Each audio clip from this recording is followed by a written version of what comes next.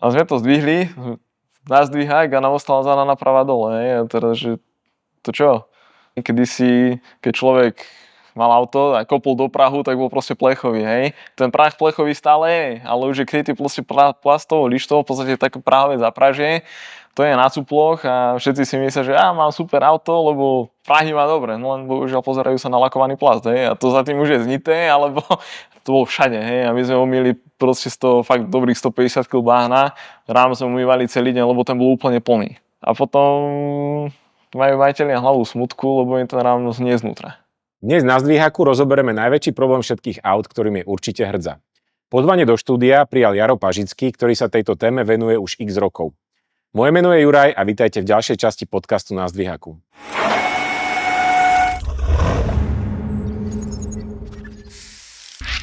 Jaro, vítaj u nás na Zdvíhaku, v našom podcaste. Som strašne rád, že si prijal pozvanie do nášho štúdia a som ešte radšej, že sa dneska porozprávame o téme, ktorá skutočne trápi drvivú väčšinu našich akože motoristov. A teda zaujímalo by ma, že povedz nám možno na začiatok, že ako sa ti tu s týmto krásavcom parkovalo? Veľmi zaujímavo. Tak ísť do takéto úzkej uličky, ako tuto máte pomedzi regále a na Rade Johnsonovej je fakt, že zaujímavý zažitok. Je to čosi podobné ako u nás v dielni. Sice nemáme až toľko veľa na rade ako vy, ale máme tam podobný bordel v úvodzovkách.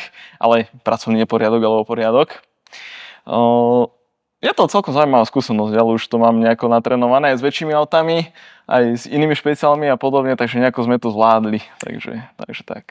Povedal by som, že toto je asi najväčšie auto, ktoré sme tu zatiaľ zaparkovali a uvidíme, čo nás ešte čaká v ďalších epizódach. Ale povedz nám možno, prečo práve si vybral toto auto, alebo čo nám na ňom chceš ukázať. V podstate na tomto aute je urobená antikorózna ochrana, je to od Dinitrolu, ktorý robíme.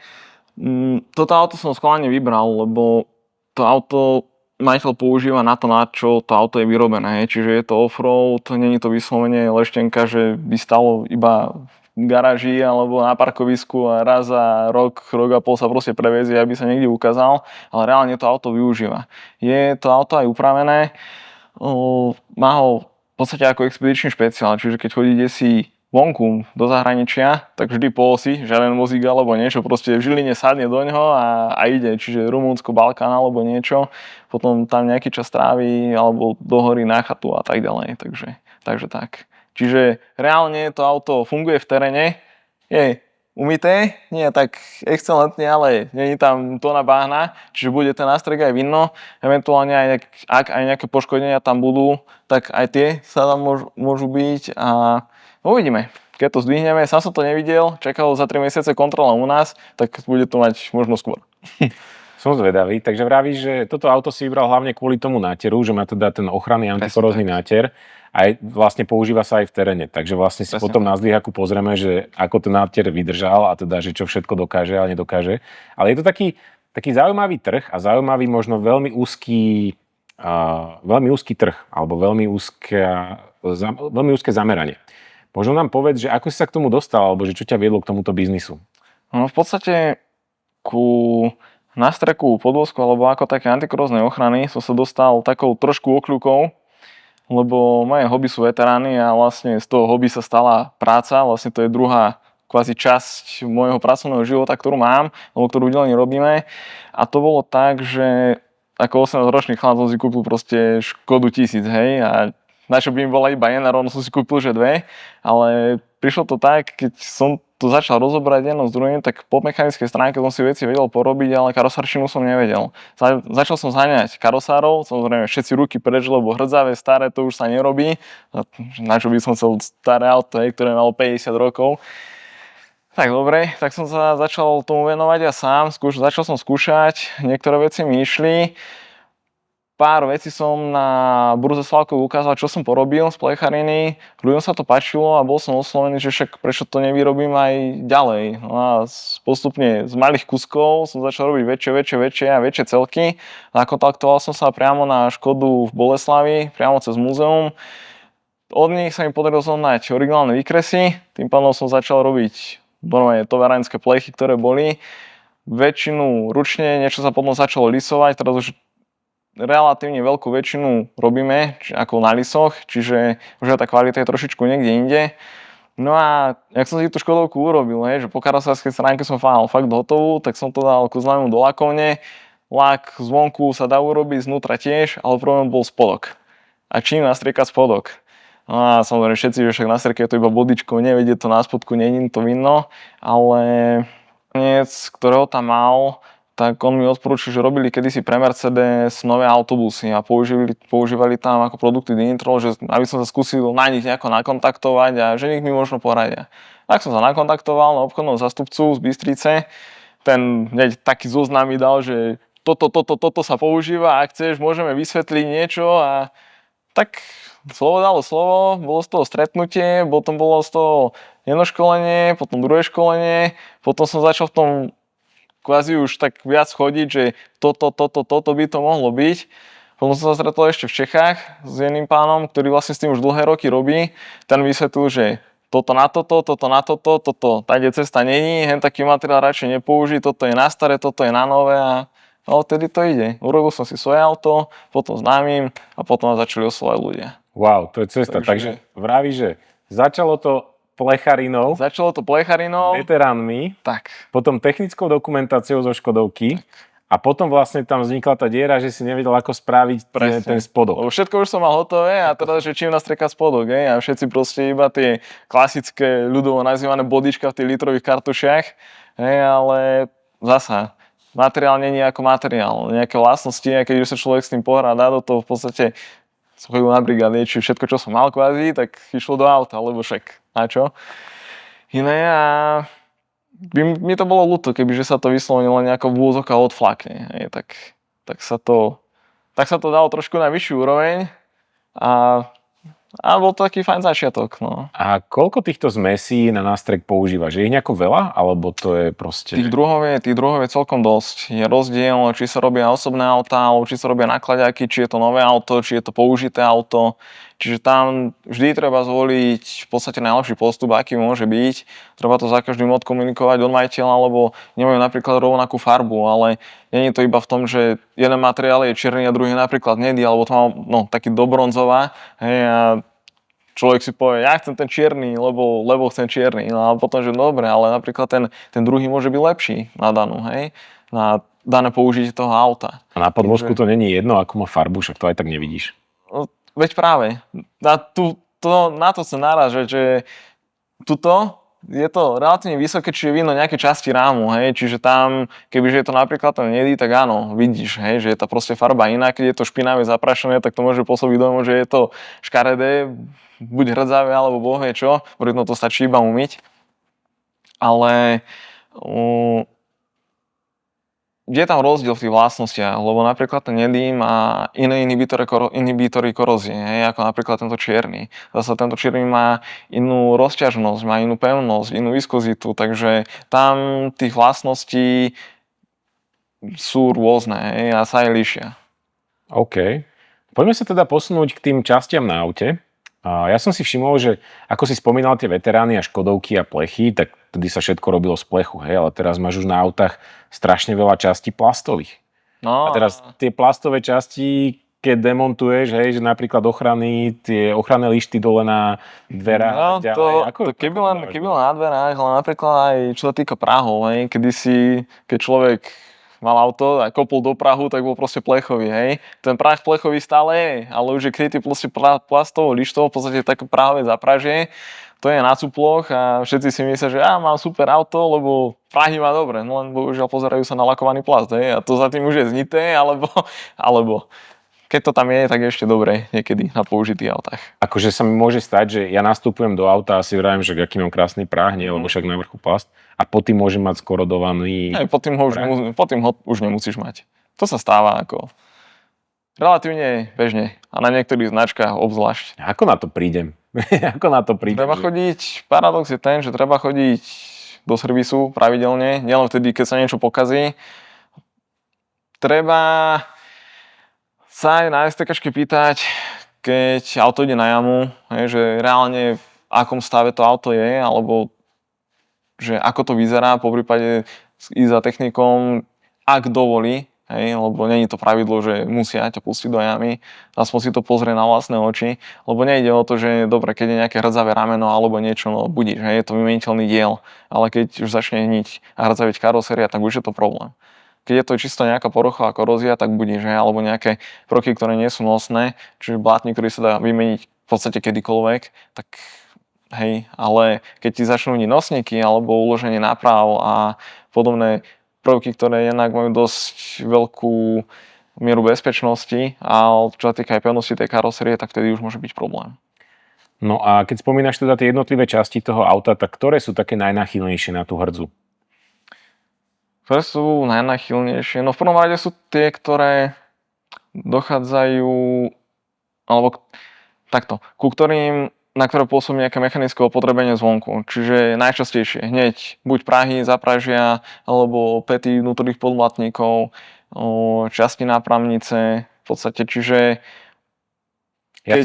keď sa kvázi, hej, že v zime sa posolí, posypú a je to, ešte to není udlavené, tá človek proste prudko pridá, tak počuje, ako mu cinkajú kamenky, hej, o kasňu a vždycky je to vlastne hneď za prednými kolesami, ak je to prenokolka, tak vlastne ten práh od toho predného kolesa zhruba do polmetrovej dĺžky, hej, vždycky proste býva. Hej, čiže to je relatívne veľké exponované miesto, keď sa vytočí koleso, tak aj tak, čiže ide to až do podvozku, ak tam nie sú plastové kryty, čiže hentie. A potom samozrejme zvary a tak ďalej.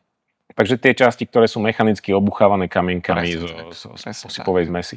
A čo také, nazvem to, že kozmetické veci, ako je napríklad výfuk, hej, ja som si všimol, že výfuky často pokiaľ nie sú kryté, samozrejme. Presne tak. No aj keď je kryté, tak aj tak ten výfuk nie.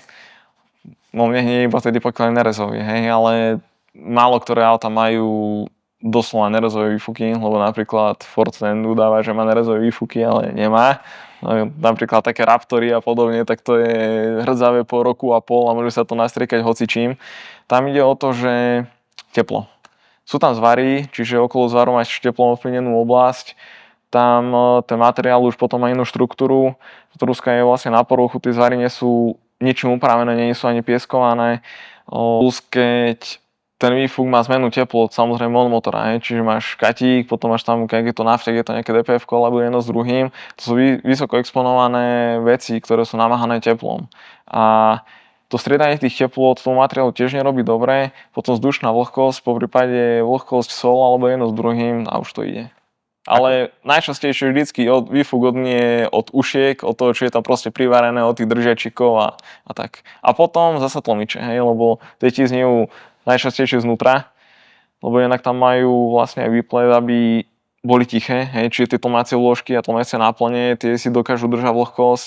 Niekedy sa aj sú vo výfuku, alebo teda priamo v tlmičoch sú aj otokové kanále, cez ktoré ti vyteká voda, alebo ten kondens, ktorý tam vzniká. Niekedy to není, sa to tam drží, dokáže to korodovať. Čiže. Takže, wow, takže to je prakticky celý spodok auta.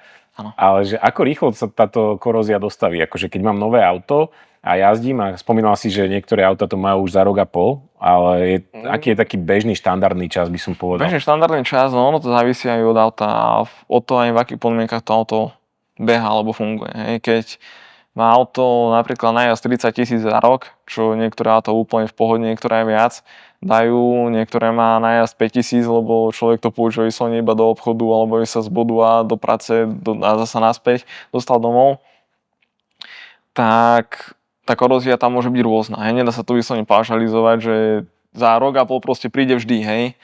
Môže prísť, nemusí. Napríklad autá, ktoré boli urobené dajme tomu, že do roku 2008-2009, kým bola kríza, vtedy sa až tak úplne nešetrilo na tej výrobe. Čiže tam boli použité kvalitné materiály, kvalitné nástreky, voskovali sa auta od výroby. Teraz už sa moc nevoskujú, hej, to tiež závisí aj od značky, ale aj jedna značka, rovnaký model, keď je na iný trh určený, tak môže byť inak ošetrený ako ten, ktorý ide napríklad ku nám, čiže tam tiež môžu byť rozdiely. Čiže nedá sa to vyslovene paušalizovať, že vtedy sa ti dostaví, hej. Niekedy auta, keď idú zo zamoria, tak prídu už sem a už sú hrdzavé a sú nové. Takže nedá sa to povedať. Je to možno aj rozdiel v tom, že či jazdíš viac zime a tie mechanické kamienky ti ničia to auto, alebo či je garažované. Je to aj tým, že v akých podmienkach je garažované, alebo napríklad keď niekto má to auto, že nemá garáž, hej, a jazdí v zime a stále ho parkuje vonku, tak môže byť napríklad to auto menej hrdzavé ako to isté auto, kebyže zoberieme a beha v zime a potom ho dá do garáže, ktorá je zavretá, není odvetraná. Tam sa to síce roztopí, je tam vysoká vzdušná vlhkosť, plus tá sol, tá chémia, ktorú cestári používajú, tak sa to začne odparovať a je to vysoko korozívne prostredie. Čiže to môže byť ďaleko horšie napríklad ako to isté auto, kebyže ostane stále vonku proste zamrznuté a tak, takže ako vždy odporúčam radšej auto buď dať do garáže, ktorá je vetraná, ako ho proste iba zavrieť a nechať tak. Hej. Spomínal si to voskovanie. To by ma zaujímalo, akože voskovanie od výroby. Ja som sa s tým teda ešte nestretol. Možno nám povedz, že čo to je, alebo voskujete aj vy popri tom náterene? Voskujeme aj my. V podstate všetky dutiny na autách voskujeme. To je kvôli tomu, lebo auto ako také je to plechová konzerva, hej, laicky povedané, a zmena teplôt, keď sa o to opre slnko jedno s druhým, tak ten materiál sa rosí. Čiže presne ako keď máš doma plechovú strechu, hej, a zmena teplôt, chlad, teplo, proste máš rostný bod a sa ti to zarostí, to presne to isté robí aj auto. A vlastne kvôli tomu sú aj na dverách, keď si všimneš, sú otokové otvory alebo kanále na spodku. Nie je to len kvôli tomu, že ti prší poza kedre okolo okna, ale je to aj kvôli tomu roseniu a tých v podstate odvetrávacích bodov na tom aute je hromada, aby sa tá karoséria v podstate nepotila, hej, alebo aby sa nerosila. A tým, že my to auto, tie dutiny vyvoskujeme, tak vlastne zamedzí sa tomu, aby tá voda, ktorá vzniká pri tom rosení, sa aby ostávala napríklad vo falcoch alebo v rôznych zakutiach, kde môže ostať vyslovene kaluška, môže tam už byť korózne prostredie, môže tam vznikať korózia. Takže tam je namiesto tej vody vosk? A presne tak. Je tam vosk. Tá voda nedostane. Laicky povedané, čo je masne to nehrdzavie, hej, čiže vytesní to vlastne vzdušnú vlhkosť, vytesní to vodu, ak by nejaká bola, takže kvôli tomu to voskujeme. A ten vosk potom môže sa roztopiť a vytiecť odtiaľ z tej dutinky? Keď je aplikovaný, alebo pri tej aplikácii on je tekutý, hej, ale my ako ho aplikujeme, keď to auto sa ešte zohreje, ešte môže vlastne prebytok povytekať, ale ostane tam trvalo masný film a s tým, že on sa čiastočne odparí, tak tá nejaká vrstva tam vždycky ostane. Hej, netreba, teda tých voskov je tiež niekoľko druhov. Máme vosky, ktoré sa dajú naniesť v hrúbke okolo 1 mm. Máme vosky, ktoré máš čisto iba film, ktorý má 40-50 mikrónov, ale bohato tu dostať, čo je na to, aby vlastne tu bolo antikorózne ošetrené. Takže tam tiež je rozdiel, aký materiál sa na čo použije.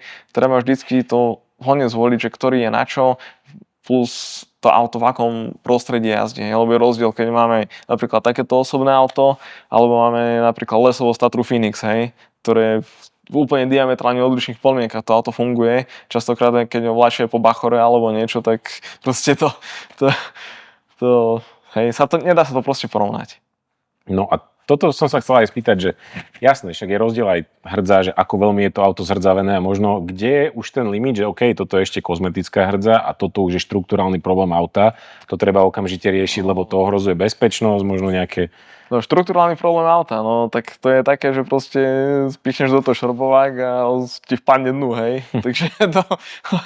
Takže áno, aj s hentým sa stretávame.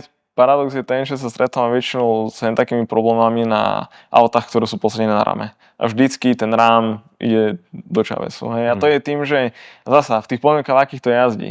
Keď to jazdí na prášnych cestách alebo občas do terénu, tak budíš. Ale keď to je non-stop v teréne, ako čo mali kedysi elektrikári Raptory, čo chodili na pohotovosť, keď potrebovala, on sa proste hrával tam 5-6 km desí do hory, lebo bol spánutý strom na vedení a teraz dedina odstavená, trebalo to urobiť, hej, tak proste išiel, a keď nešiel, tak už išiel chudák pešo aj s rebríkom, ale proste išiel, hej, čiže auto de facto fakt po späťaky bolo utopené v bahne a potom prišiel ku nám, že no, ideme na kontrolu po roku, no a my, že no, tak ideme 2 dní umývať, hej, lebo to bolo všade, hej, a my sme umýli proste z toho fakt dobrých 150 kg bahna, rám sme umývali celý deň, lebo ten bol úplne plný, hej, proste to bahno bolo v ňom, keď sa to nevyčistí hneď, tak to bahno tam ostáva, lebo prirodzene nemá sa ako odtiaľ dostať, hej, čiže párkrát zaprší, bahno ti nasaje vodu, jak to auto chodí, potom je to noc, to trvalo mokré,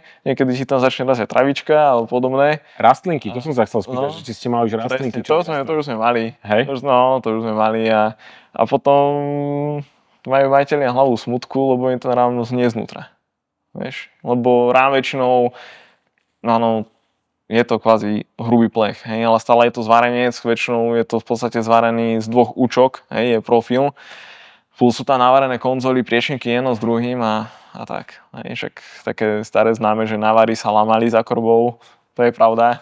To nie je len taký výmysel, áno, fakt sa lamali a bohužiaľ. Takže...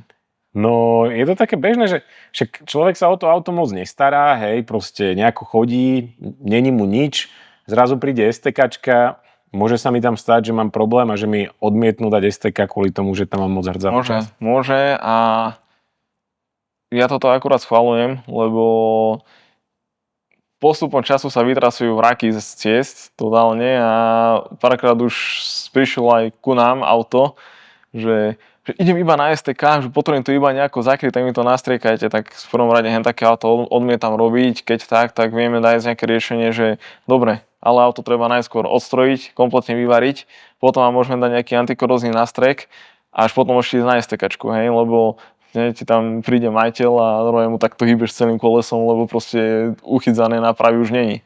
Alebo je to zdrotované, alebo prahy má urobené purpenou a sadra a sieťka na fasadu, hej, takže ako hen také, hej, srandy. No a potom teraz si zober to, že jemu sa niečo stane na ceste a trestne do teba, hej. Vďaka tomu napríklad, že stratí kontrolu nad tým vozidlom, lebo sa mu rozdie geometria, alebo mu sa doslova prejme tlmiče oprú oprenú kapotu, lebo tie horné uloženia už sú tak odnité, že to nemá čo držať a napríklad spôsobí tebe škodu, keď materiálnu budíš, hej, ale nedaj Bože, že sa niekto zraní, alebo ešte horšie, že by niekto prišiel o život. Takže áno, schvaľujem, že proste prídeš s takým auto na STKčku a tam dovidenia nie, auto na vyradenie nespôsobile. Takže kontroluje sa to a je tam nejaký proste mechanizmus, na základe ktorého ťa dokážu vylúčiť, hej? Že povedia, že máš, čo ja viem, viac ako 5 alebo 10% karosérie zhrdzavenej, musíš ísť? No, hento tabuľkové hodnotenie, že 50%, no ešte som nenašiel, alebo takú tabuľku, ktorá by to presne vedela zhodnotiť, že čo je, koľko percent, ale áno, základné nosné prvky, keď sú proste skorodované a vyslovene, že tam vidíš nejaký pohyb, alebo že sú tam proste diery, tak áno, sa to rieši, zaznamená sa to tak, že nemalo by, také auta by proste nemali behať.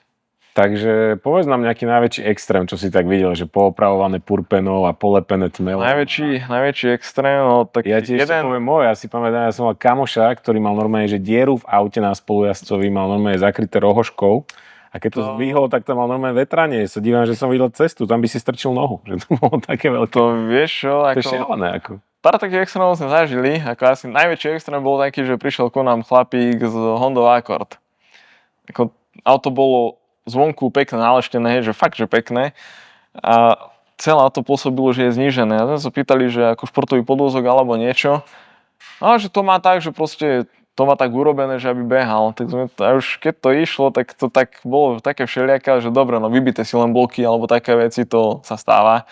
Hej, že...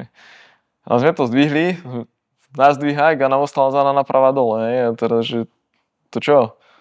A proste normálne proste odpadla, hej, komplet celý zadok a on, že no to sme ako poškodili, že to tak sa to obliadlo, sa to všetko pofotilo a problém teraz ako to auto dostať von. Tak sa to proste zgurtňovalo, dali sme to, samozrejme, veteráni, mám vozičky, hej, na karosérii, tak sme položili proste to na to a dovidenia. A on, že či mu to ako dáme dohromady, že mu proste na to aute chce ešte chodiť, a že toto do šrotu.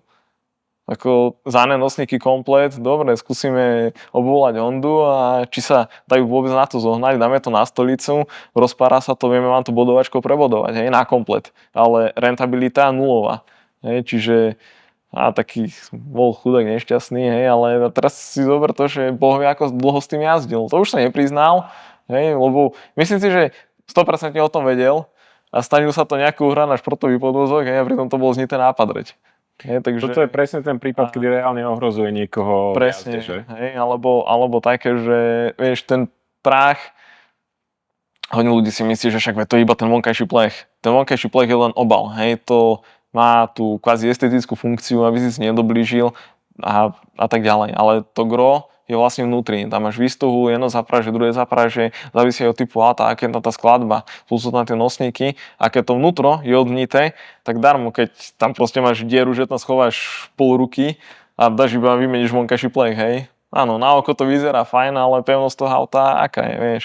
A keď ti to niekto ešte vystrieka pred tým purpenou, tak je to úplná paráda. Potom je to non-stop vlhké a hnie to ešte rýchlejšie.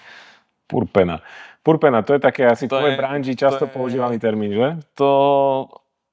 Ale sa to dosť zmenilo. Za posledné 3-4 roky veľa takých aut zmizlo, chvála Bohu. A sa to aj otočilo, že druhá väčšina chodí aut už nových. Že priamo buď zo salónu z predajne chodia ku nám, že priamo predajcovia to dovezú a potom to ide až na predaj, alebo hneď ľudia, ak si to kúpia, tak že 15-20 km to auto má nabeha hneď rovno ku nám. Čo je super. A to je to fakt dobré, lebo za tú éru, čo tie podvozky robíme, tak vidno, keď sa to isté auto napríklad vracia každý rok ku nám na kontrolu a napríklad to auto má 8 rokov už, hej, alebo 9. A na tom aute nie je ani kuska korózie. A potom príde to isté auto, ktoré bolo paradoxne v tom roku, hej, predané a nebolo to ošetrené, je tam rapidný rozdiel v tom, že ako to ide. Takže... Spomínal si teda, aký nástrek používate na to auto, ale čo také náradie? Aké náradie používaš? Je to skôr o tom čistení a potom o tom nejakom nátere, alebo je to skôr aj o rozoberaní? Je to hodne o rozoberaní, lebo v podstate každé auto musíme rozobrať. Hej. Není to o tom, že proste takto auto, ako ku nám príde, tak iba ho nejako umieme. Niektorí ľudia si myslia, že ho ani umývame a proste rovno sa to nastrieka. Nie, není to tak, ako keď ľudia, že a bude to za jeden deň hotové? No nebude. Nie, proste 4-5 dní. Lebo my to auto musíme rozobrať, celé komplet umyť, osušiť, odmasniť, ak je tam korózia, tak potom celý kolotoč s koróziou absolvovať, až potom sa to môže striekať. A čo sa týka náradia, tak kvalitná robota potrebuje kvalitné náradie, čiže Johnsway Gedore Facom. Hej, ako Johnsway je u nás špička, lebo za celú éru, čo fungujem, od hobby až doteraz, tak iba dokupujem to, čo sa postraca, lebo typická desinka, to je zlatý grál, že to... Mám ich niekoľko a za každým je ich málo. Môžeme ti dať jednu ako na pamiatku po tomto podcaste. Dobre, to budem radi, ale nie, lebo vždycky, hej, tam tie šroby, čo sú cuple, plastové cvoky, či vidličky, klasika, orechy, klobíky, keď potrebuješ niekedy dať dole teplný šity, kde si na DPF-kom alebo niečo a potrebuješ taký dlhý nastavec, tak už skladáš a 2 klobíky cez to, aby si sa dostal. Takže... A čo také karosárske náradie, ako sú rôzne brúsky, hoblíky, obuchávačky alebo oklepávačky? No. Čo sa týka karosárskeho náradia, tak keď to zoberiem vyslovene iba na tú antikoróziu, tak priama brúska, čiže laicky povedané Fortuna, hej, alebo pasový pilník, ten vzduchový je veľmi dobrý. Tam občas je problém, keď náhodou kusne desí ten pás, lebo občas sa to stane, keď si desí v nejakom zakutí. A potom, pieskovanie, poprípade laser. Oklepávačky používam väčšinou iba na nakladiaky, keď sa robia veľké plochy a tam, hej, lebo na tých osobákoch tam to až tak moc nevyužívame, tam najčastejšie tú priamu brúsku. Že sa vždycky dostaneš rukou, hej. Presne tak, že vieme sa tam dostať a ten oklepávač, aj keď niektoré miesta, že by boli s tým, alebo teda, že si to rozrobíme, tak vždy sú to proste také tvarované patvary, že vlastne urobíš, máš tam napríklad chrastu 5x5 cm a máš tam 3 prelisy, hej, tak jeden prelis, kde si urobíš, ale ku tomu zvyšku sa nedostaneš, hej, lebo vlastne aký to poopiera, tak nemáš sa tam aj do tých rožkov kde dostať, čiže na to tá priama brúska je zatiaľ najlepšia a samozrejme pieskovanie, hej, keď treba. Ako sa pozerá taký bežný laik na opravu, že dobre, mám, dajme tomu nejakú koróziu na aute, alebo že toto si ešte zvládnem doma obrúsiť a proste nejako natreť a toto už by som asi mal dať nejakým profesionálom, že ako toto vidíš? No, vždy je fajn, keď človek sa o to auto nejakým spôsobom stará a už to, že si všimne, že tam tu nejakú koróziu má a že to chce s tým niečo robiť, či už svojpomocne alebo na niekomu, tak je super, hej. Druhá vec je tá, že čo na to použije, lebo jedna vec je tu hrozno nejako ošmirglovať, orajbať, alebo povie, čo s tým urobí a potom dá na to farbu na plot, hej, tak to je také, že no, dobre, nejako fungovať to bude, zase stále lepšie, ako keby, že s tým neurobí absolútne nič, ale ak tak použiť kvalitnú chémiu na to. To je jedno od akého výrobcu, ale fakt, že kvalitnú chémiu. Na trhu je toho hromadu, na internete je toho popísaného ešte viac, len treba dať bacha na to, že čo a ako, lebo najčastejšie sú informácie také, a píšu tam takí ľudia, ktorí v živote auto nevideli a niečo si naštudovali, niečo kde si videli a potom šíria informácie a sú najmúdrejší, čiže radšej si informáciu overiť, povývane zavolať do nejakého antikorózneho centra alebo niečo, alebo priamo cez predajcu tej chémie si vyžiadať technické listy, nechať sa si poradiť, ak si človek nerobí alebo ak nevie nejaké základné veci, tak. Takže no tak nám poraď teda. Tak chápem, že nemôžeš prezentovať priamo značku, ale povedz možno, že čomu sa vyhnúť. Akým materiálom alebo teda možno akým zložkám v tom nátere sa vyhnúť. Skôr by som to dal trošku inak, že nie že čomu sa vyhnúť, ale kvázi čo najlepšie použiť, hej. Čiže keď je tá karoséria hrdzavá, nejako to ošmirgulujeme, hej, v domácich podmienkach, alebo proste nejako tú korozívu odstránime aspoň čiastočne, tak je určite vhodné použiť na to nejaký inhibitor korózie, hej. Čiže buď RC900 od Initrolu, alebo to je v podstate jedno od akého iného výrobcu, tam ide o to, že aby to bola základ nezmývateľné vodou, hej, alebo vodoriediteľné a podobne, lebo máme aj odrodzovače vodoriediteľné a to je také, vieš, no, hej, to máš vodovky, hej, si daj. takže tak. A potom vlastne dať už nejaký na to produkt, čiže buď nejakú epoxidovú farbu alebo niečo. Samozrejme, vždy platí.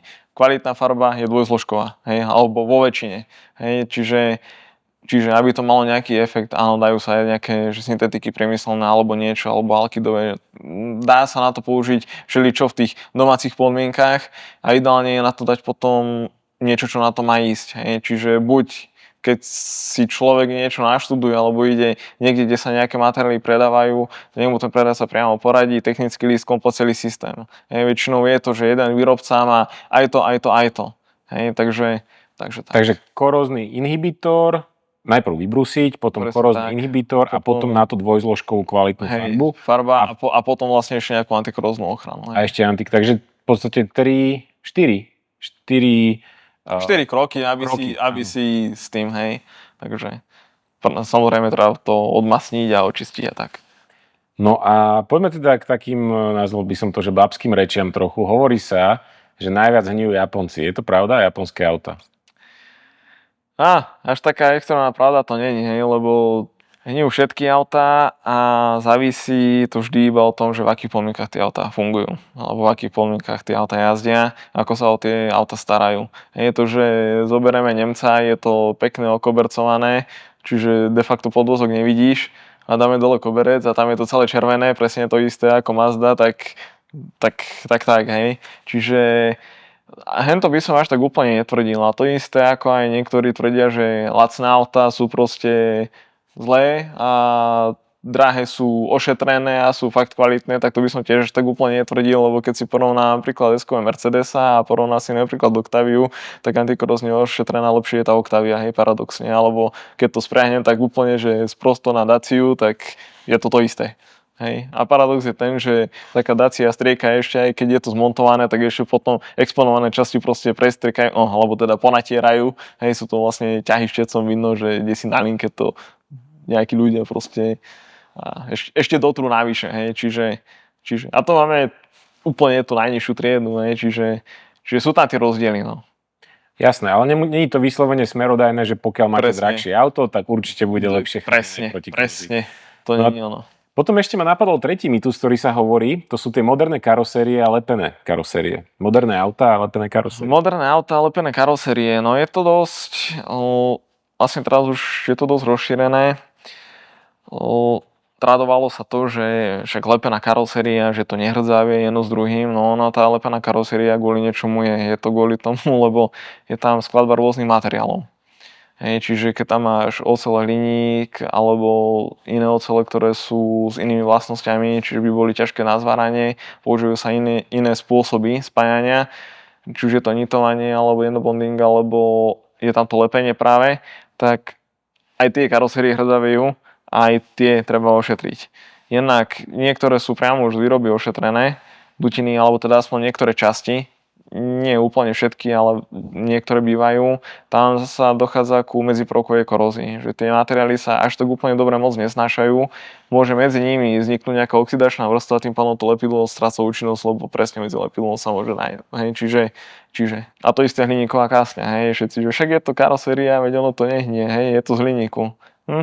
Tak keď si zoberieme starého Defendera, ktorý je hliníkový a ako pekne hnijú, hej, lebo hliník oxiduje, hej, je to proste stále kov, ktorý má nejaké vlastnosti, vzdušná vlhkosť, jednozdurne to všetko na to pôsobí a ide to. A nielen to, hej, keď si zoberieme, že aj keď v podstate auto kostrené, hej, cez minusový pól najčastejšie je tam nejaké príslušenstvo, tak všetko, aj tento elektrón na niečo pôsobí na ten materiál, čiže hej.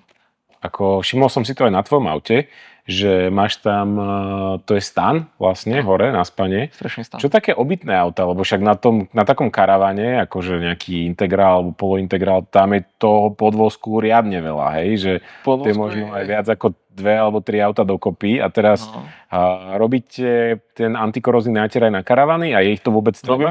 Robíme na všetko, čiže od špeciálov cez utilitky, cez takéto vozidlá až po nakladiaky robíme všetko. Dokonca aj na bagre sme robili, takže už cez traktory. Fakt robíme všetko. Hej. To, čo treba, keď to zákazníci žiadajú a chcú a vedia proste, že im to priniesie nejaký prínos, že to auto nemajú na 2 roky alebo na 3, ale napríklad, že to auto alebo ten stroj bude ho fungovať 10-12 rokov, tak chce tú koróziu vždycky nejako oddialiť. Hej, lebo spoľahlivý stroj, nebude hrdzavý stroj, keď bude po mechanickej stránke stále funkčný, tak bude proste mu zarábať, hej. Čiže aj keď je nejaká tá vstupná investícia vyššia, tak ale v konečnom dôsledku sa mu to vráti, ako by to malo byť na servise tam a potom by to malo mať stať alebo nejaké prestoje. A áno, robíme aj na karavany. Práve, že som zastanca toho, keď sa robí úprava do karavanov, či už svojpomocne alebo do nejakej firmy, tak v prvom rade treba mať tú karosériu v špičkovom stave, ak to nie je úplne nové auto. Ak je to nové auto, tak treba urobiť každopádne antikoróziu, urobiť na tom dutiny, lebo potom už sa do nich človek nemusí dostať. Hej. Keď to tí, ktorí robia nastavby, keď to vlastne všetko pozakrývajú, poťahujú kabeláže vedenia, tak potom už do niektorých vecí dutín sa nedostaneš. Hej. A ak sa jedná o tie polointegrály alebo o tie integrály, tak áno, tie podvozky sú teda rozsiahle, máš tam nádrže, návecko, máš tam webasto, neviem čo všetko možné, kvantum vedenia a teraz vidíš, hej, keď to dáme na jamu alebo na zdvihák, tak tam texa, tam držiačík, tam je to došrobované a potom prídu za 2 roky majitelia, že no a tu nám to hrdzavie. No a od čoho to hrdzavie? No od držiaku, lebo je durch texov našrobovaný cez podlahu, alebo je to hentam. Čiže aj tie základné tovarenské antikorózne nástreky a materiály, ktoré tam sú, keď sa porušia, tak treba to potom poopraviť. Čiže je vhodné, keď si niekto niečo nové kúpi, nakontaktovať sa či už na nás alebo niekde inde, kde bude chcieť, kde mu to pozrú, ale aby sa to proste nejako ošetrilo, ochránilo. Po prípade dosilikonovalo. Hej, to robíme častokrát. Minulý týždeň sme mali Raptora, tiež, ktorý je urobený ako expedičný špeciál a sme práve po nástavboroch opravovali relatívne dosť veci, lebo tá karoséria bola porušená, hej. Čiže doškrapaná do plechu, dovrtané držiaky jedno s druhým a nebolo to nejako ošetrené. Majiteľovi samozrejme neukážu, hej, fotky z montáže, alebo keď to nebolo odkrytované.